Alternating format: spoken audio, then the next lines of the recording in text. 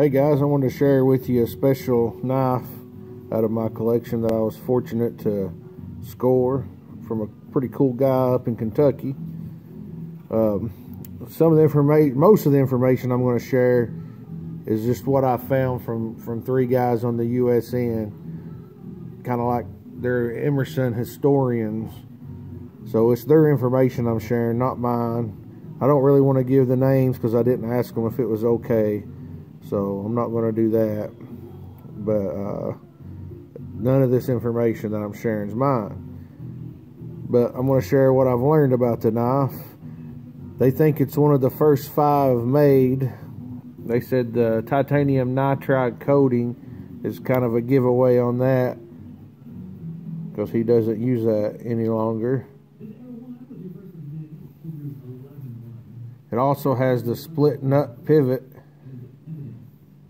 which is another telltale sign of it being an early cqc-8.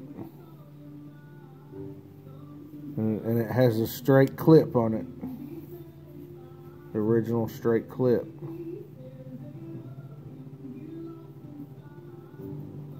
This knife is so smooth.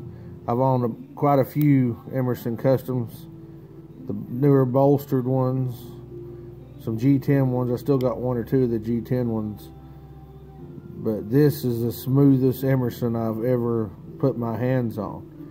It is just unreal, the quality of this knife. I absolutely love it. I had to pay a large price to get it, but I was told it was probably worth double what I paid or more, so I'm happy with that. And look how deeply contoured the handles are. That's another sign of it being one of the very first.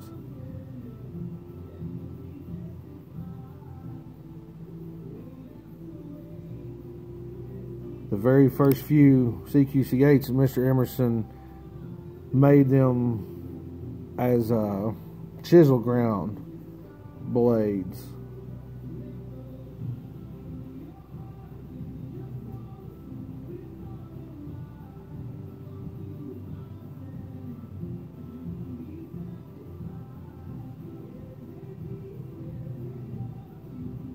And it's one of the only chisel ground blades that he made that wasn't a penetration point tanto.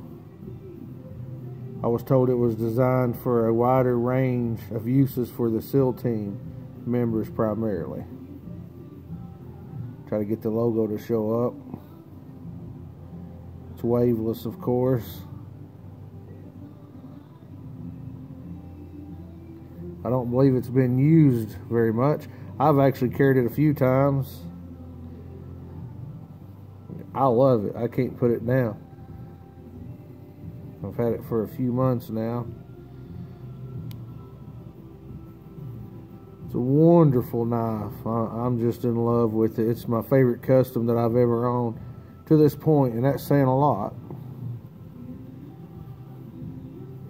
I'll show you some of the comparisons between it and a newer production 8.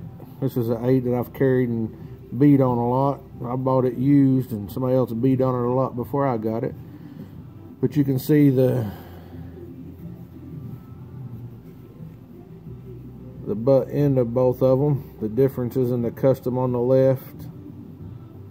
One of the first few ever made. He changed it to more of a point on the end, and this was kind of flat on top. This isn't waveless, of course, but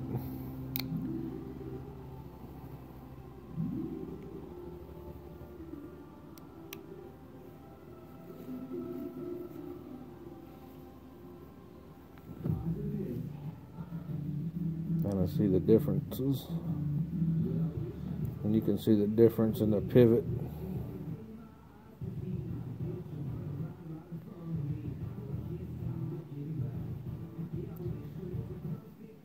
Again, it's a very cool knife that I'm proud to have in my collection at the moment. I don't plan on ever selling this one. I flipped and sold lots of knives that I wish I had back, and I'm trying to change that. And this knife can't be replaced in my eyes. Closer look at those G10 scales, contoured, smooth.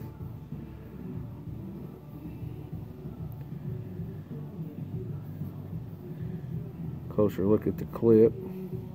It's got some wear on it. I've been carrying it in my pocket the last few days. Haven't used it none.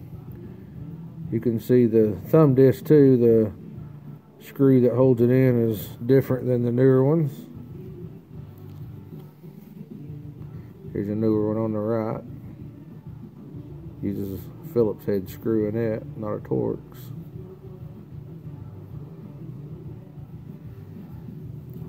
Well, that's pretty much all. Just wanted to show it off. Sorry for the background and everything. I'm in my garage. I have 6 boys, so it's hard to find a quiet space to make a video, and I'm recording it on my cell phone, so the quality may not be the best in the world. I apologize. I don't have a video camera other than my phone. Alright guys, take care.